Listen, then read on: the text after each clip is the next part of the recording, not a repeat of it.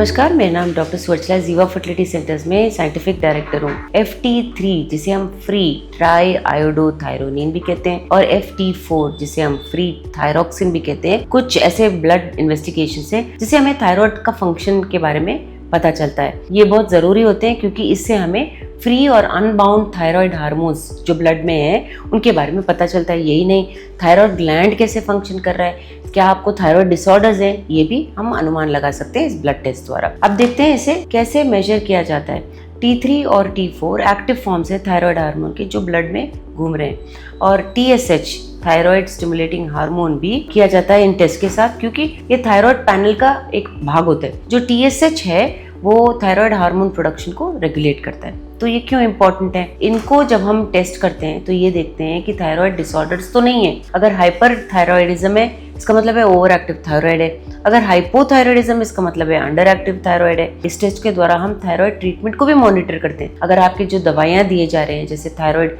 Replacement therapy या anti thyroid medications, क्या ये सही मात्रा में दिए जा रहे हैं, क्या इनका असर ठीक तरह से हो रहा है देखा जाता है, और थायराइड फंक्शन को भी असेस करने के लिए दिया जाता है। ओवरऑल हेल्थ और फंक्शन का बहुत योगदान होता है थायराइड ग्लैंड का ओवरऑल हेल्थ और फंक्शन पे। इसीलिए ये देखा जाता है कि ओवरऑल हेल्थ थायराइड ग्लैंड के फंक्शन के द्वारा ठीक मेंटेन हो रहा है या नहीं। तो इन्हें कैसे देखते हैं ये रिपोर्ट्स? FT3 और FT4 अगर बहुत ज्यादा है तो इसका मतलब ये हाइपरथायराइडिज्म है, इसका मतलब बहुत ओवर एक्टिव थायराइड है। अगर FT3 और FT4 कम है इसका मतलब है अंडर एक्टिव थायराइड है। नॉर्मल FT3 है, नॉर्मल FT4 है, लेकिन अब नॉर्मल TSH अगर रहा तो इसका मतलब ये है कि पिट्यूटरी ग्लैंड में कुछ प्रॉब्लम है जो TSH का हार्मोन रिलीज करता है। तो हम करते कैसे हैं टेस्ट? ब्लड को निकाला जाता है, बहुत सिंपल टेस्ट होता है। आपके वेन ढूंढकर यूजुअली हाथ से निकाल के किया जाता है।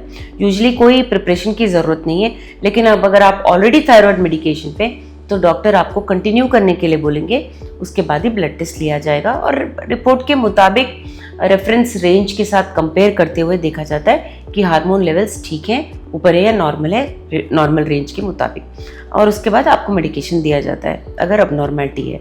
इसके बारे में और जानकारी के लिए अवश्य जीवा फर्टिलिटी सेंटर से